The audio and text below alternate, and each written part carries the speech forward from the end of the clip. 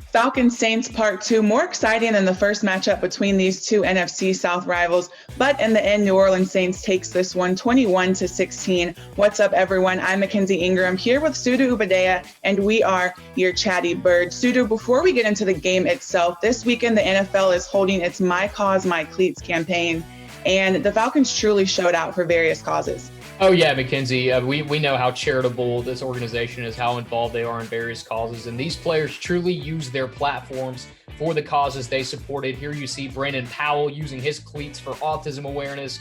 And of course, Hayden Hurst, he was kind of the story of the week. He shouted out his organization that promotes mental health awareness and suicide prevention.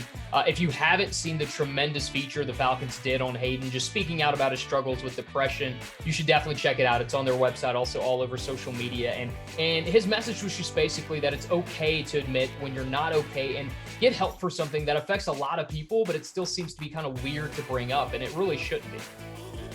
Absolutely, Studio. And staying on the uniforms for a bit, the Falcons finally break out their all-black retro jerseys, and I have to say that these are for sure my favorite. Oh, Mackenzie, I think they're the best uniforms the Falcons have, and Joey Molinaro from Barstool Sports, he agrees. He says, hey, Atlanta Falcons, please, for the love of God, switch back to these uniforms permanently, and while that's probably not going to happen, it would really be cool to see them wear that more often, especially I feel like next year with fans in attendance and, maybe winning a little bit. That would be a lot of fun. Now moving back to the field, Sudu, Younghoe Koo, we're here talking about him again. He continues his amazing streak. 3 more field goals today, including a 53-yarder. Yeah, well, it's like the Falcons said in this Instagram post, right? There's this way, that way, but there's truly only one way, and that's Younghoe. And everyone's having fun seeing a kicker lead the NFL in points right now. That is actually true. That's not just something I'm making up. And CBS Sports, they had a pretty funny tweet. They said, NFL MVP race, number 1, Younghoe Koo, number 2, who cares? So he's also leading the Falcons in points scored on the team over the last 3 weeks. I mean, come on, this guy's going to the Pro Bowl. I think it's pretty guaranteed at this point.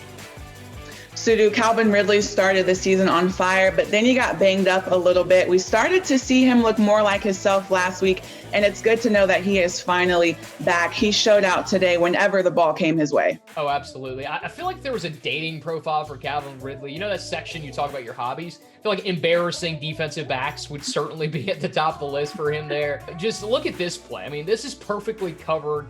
Calvin's going to adjust here, pushes off, goes up, and then he's going to come down with the football. I mean, that's just elite concentration, right? His eyes never come off the ball, and that set NFL Twitter, Falcons Twitter, ablaze. Everyone had something to say about it, and he had a really solid catch later in the game once again. This time he embarrassed a defensive back on the route that he ran. Unfortunately, it wasn't enough to get a victory, but we obviously love to see Calvin playing the way he's playing right now. And I mean, we don't know obviously for sure, but it doesn't seem like there's truly a lingering injury watching him kind of run routes and go up for balls the way we know he can.